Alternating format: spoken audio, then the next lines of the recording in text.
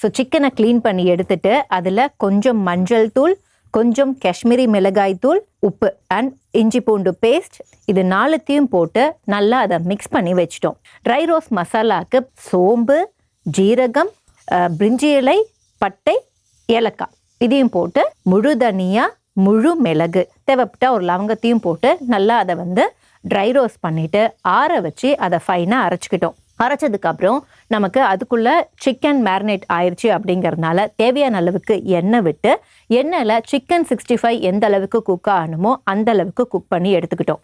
அதுக்கப்புறம் மறுபடியும் ஒரு வாணலியில் தேவையான அளவுக்கு எண்ணெய், தேவையான அளவுக்கு நெய் இது 2த்தையுமே விட்டு பட்டை, லவங்கம், பிரிஞ்சி இலை, ஏலக்காய் இதெல்லாம் போட்டு அது கொஞ்சம் சூடானதுக்கப்புறம் நீல வாக்கில் கட் பண்ண வெங்காயம் நல்லா குக் ஆனதுக்கப்புறம் நீல வாக்கில் கட் பண்ண தக்காளியை ஆட் பண்ணோம். இது 2ம் நல்லா மசிஞ்சிருச்சுன்னு தெரிஞ்சதுக்கப்புறம் நல்லா நீல வாக்கில் கட் பண்ண பச்சை மிளகாய் ஒரு 4 ஆட் பண்ணிக்கிட்டோம். தேவையான அளவுக்கு லைட்டாக உப்பை ஆட் பண்ணிவிட்டு இஞ்சி பூண்டு பேஸ்ட்டை போட்டோம். இஞ்சி பூண்டு பேஸ்ட்டும் பச்சை வாசனை போனதுக்கப்புறம் கொஞ்சம் மஞ்சள் தூள், அதுக்கப்புறம் தேவையான அளவுக்கு புதினாவை ஆட் பண்ணி புதினாவும் நல்லா நமக்கு ஷ்ரிங்க் ஆனதுக்கப்புறம் நமக்கு கொஞ்சம் மிளகாய் தூள் அதில் ஆட் பண்ணோம்.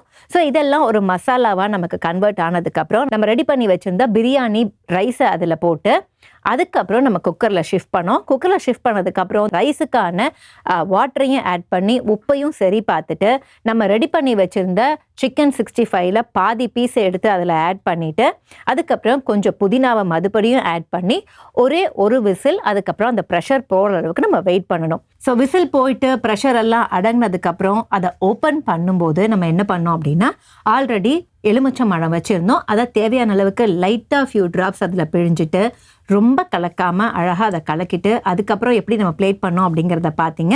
பிளேட் பண்ணதுக்கப்புறம் நம்ம மீதி வச்சுருந்த சிக்கன் 65 பீசஸை அழகாக அதில் ப்ளேஸ் பண்ணிவிட்டு அதுக்கப்புறம் நம்ம கொஞ்சம் கொத்தமல்லி அண்ட் கொஞ்சம் கீயை விட்டு ஃபைனல் டச்சாக கார்னிஷையும் முடிச்சிட்டோம். ஸோ இப்படி செஞ்சீங்க அப்படின்னா இதுதான் சிக்கன் 65 பிரியாணி.